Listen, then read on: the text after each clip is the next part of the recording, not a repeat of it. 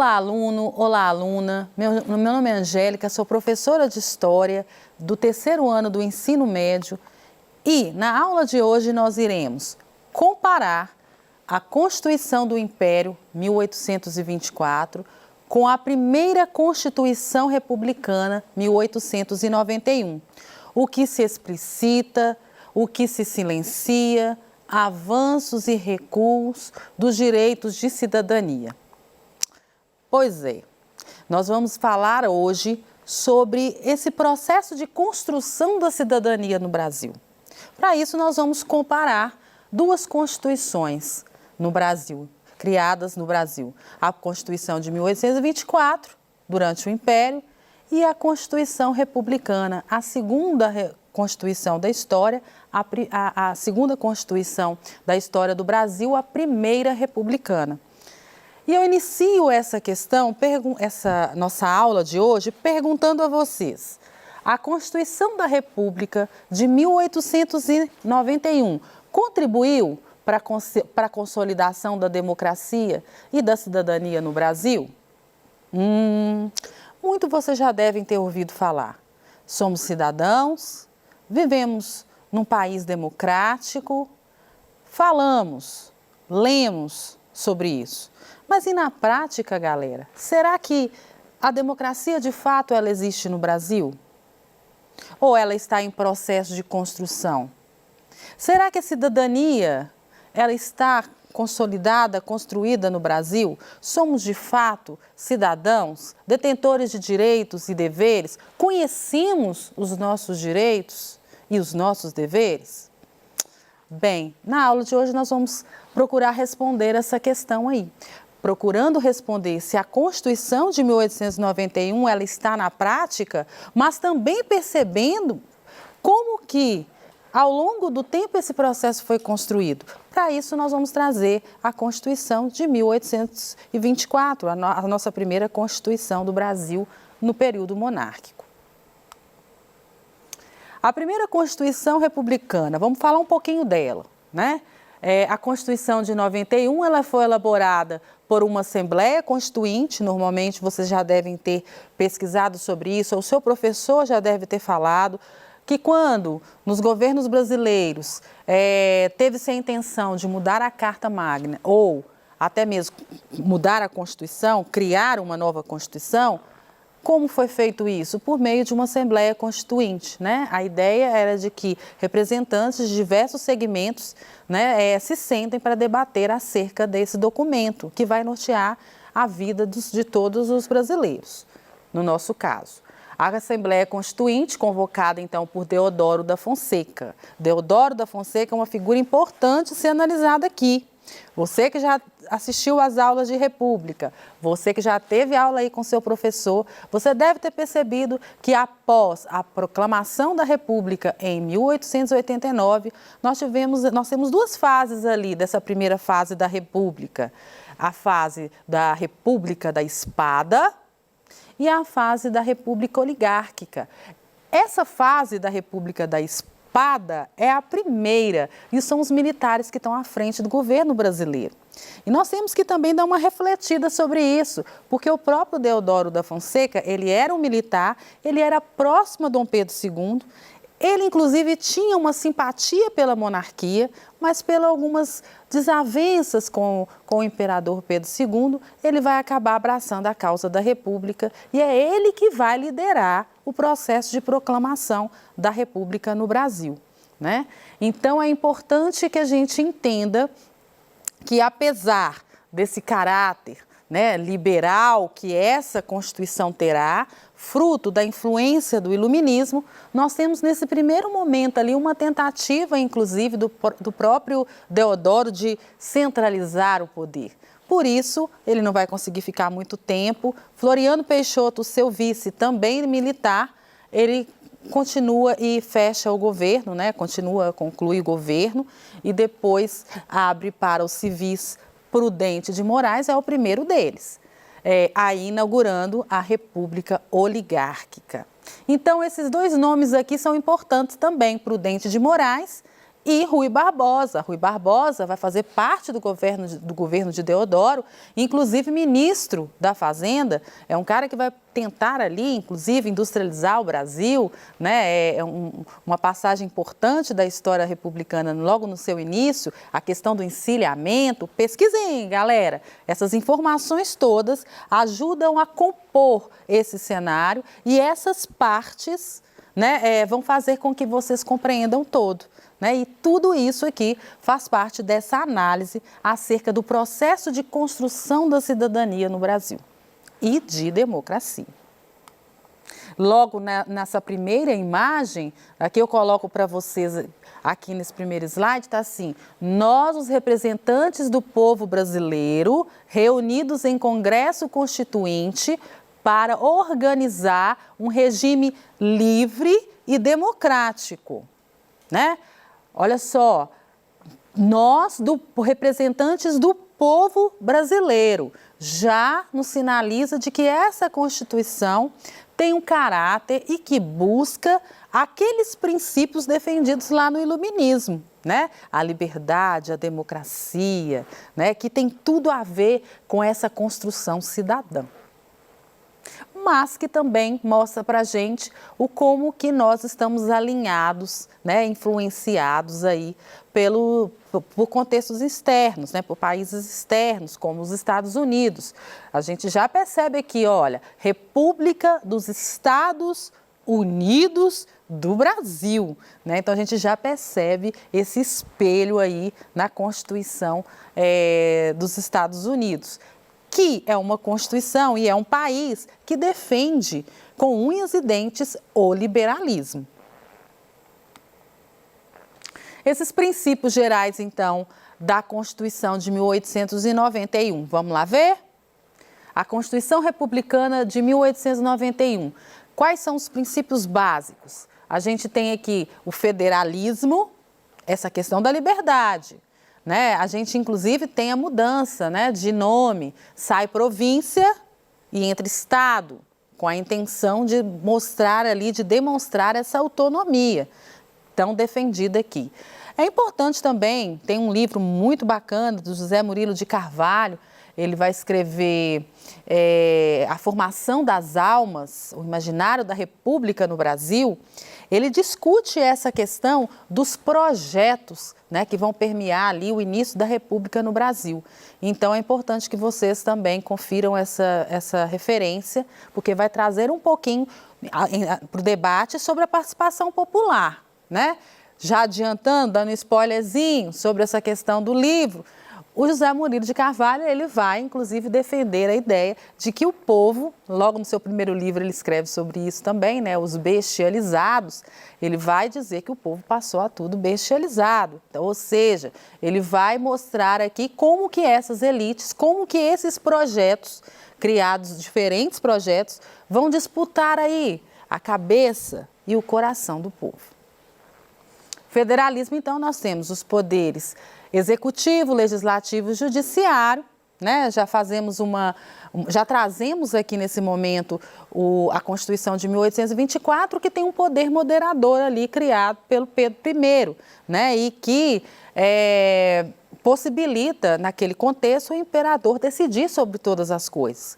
Foi uma tentativa, inclusive, do próprio imperador Pedro I de centralizar o poder nele, né? E isso não era algo que na época eles queriam mais, né, gente? Só lembrar aí, trazer esse antigo regime de volta ou manter esse antigo regime era algo que os iluministas não desejavam e que defendiam o contrário, né? E na mesma pegada vamos ter aqui no Brasil, né? A nossa elite querendo essa liberdade e não um novo governo absolutista, o poder concentrado nas mãos de um grupo ou de uma pessoa.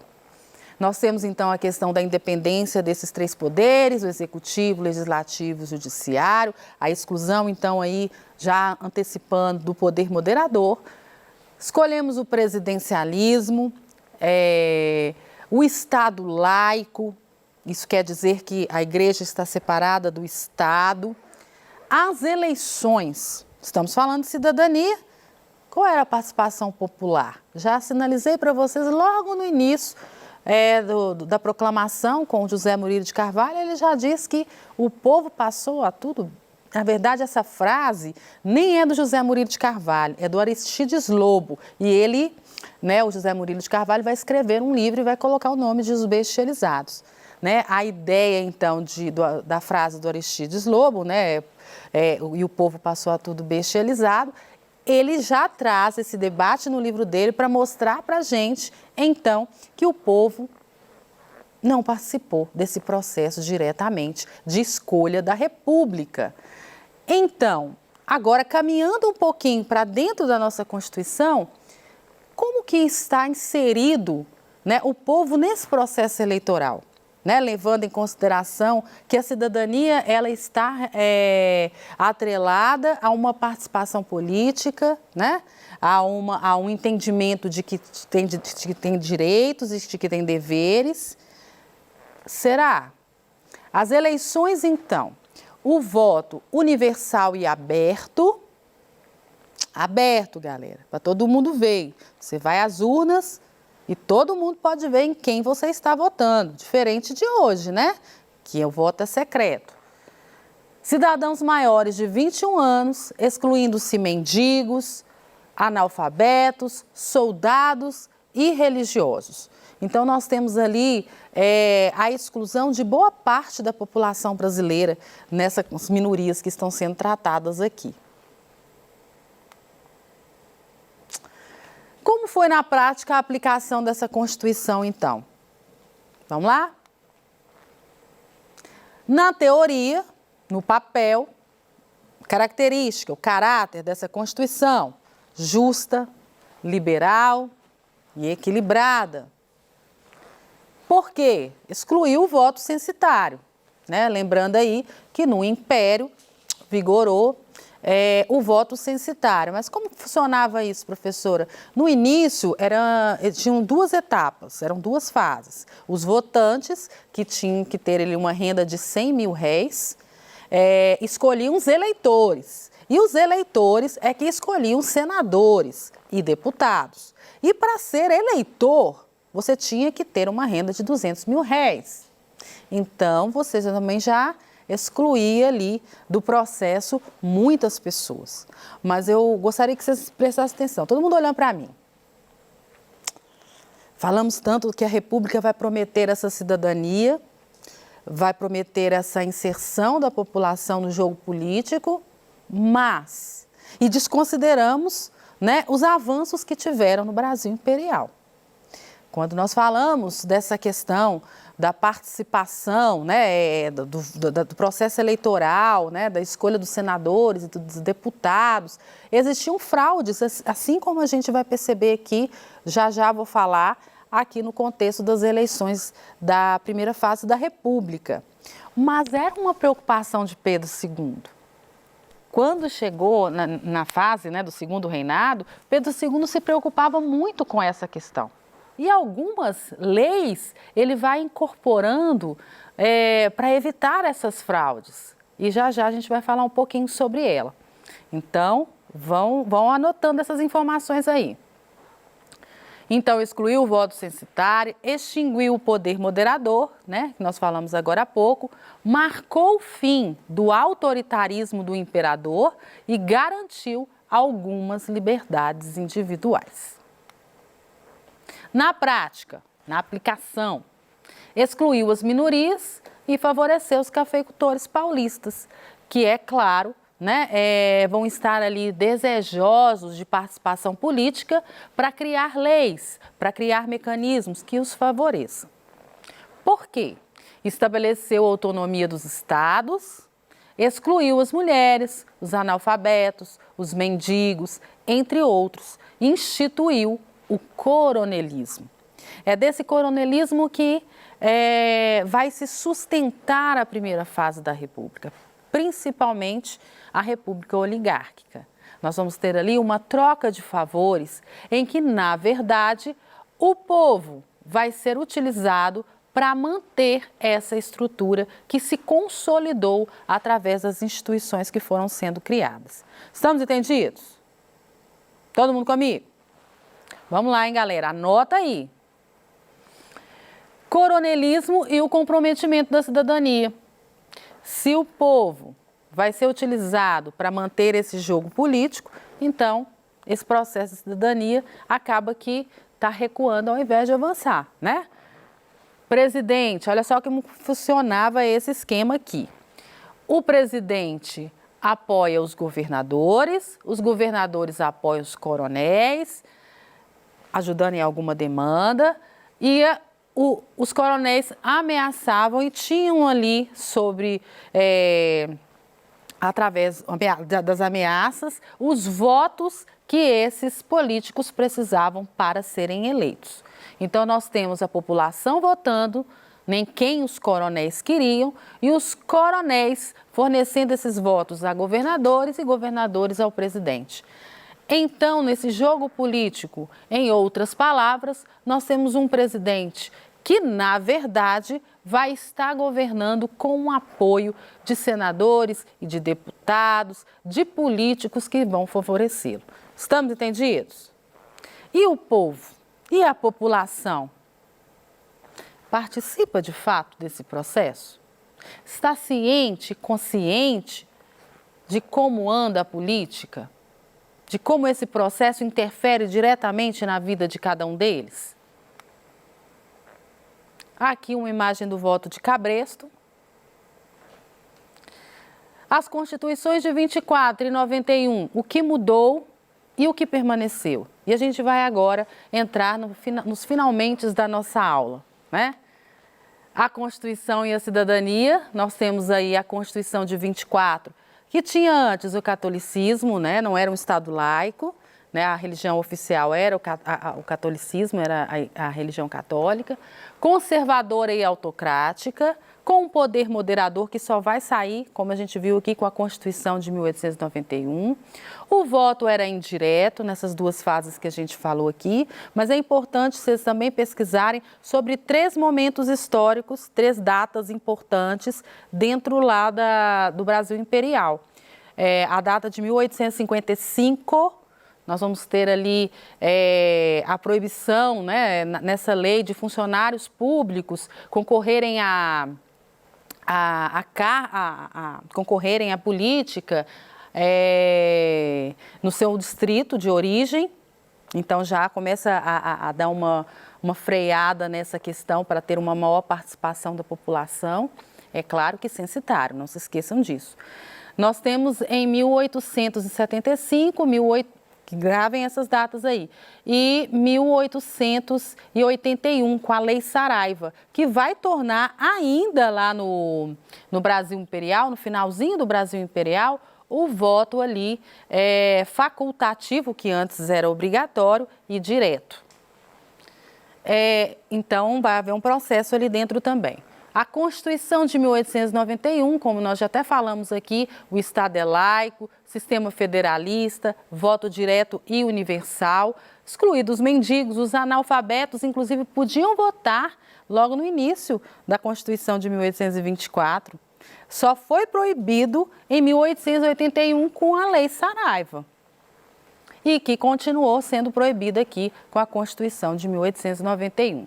Menores de 21 anos, soldados e religiosos. Trago aqui uma última charge para a gente voltar um pouquinho lá no Brasil Imperial, logo no primeiro reinado, onde o Pedro I está aqui. A Constituição é para todos, majestade? Quase todos. Eu acima dela. E aí eu deixo essa seguinte pergunta para vocês para finalizar a aula de hoje. Deixo alguns materiais também aqui, algumas informações interessantes, depois confiram lá. Mas eu deixo a seguinte pergunta para vocês. E aí, galera? Pedro I se colocou eu acima dela, da Constituição. Constituição de 1891. Quem está acima da Constituição? Será que tem? Um grande abraço e até a próxima aula.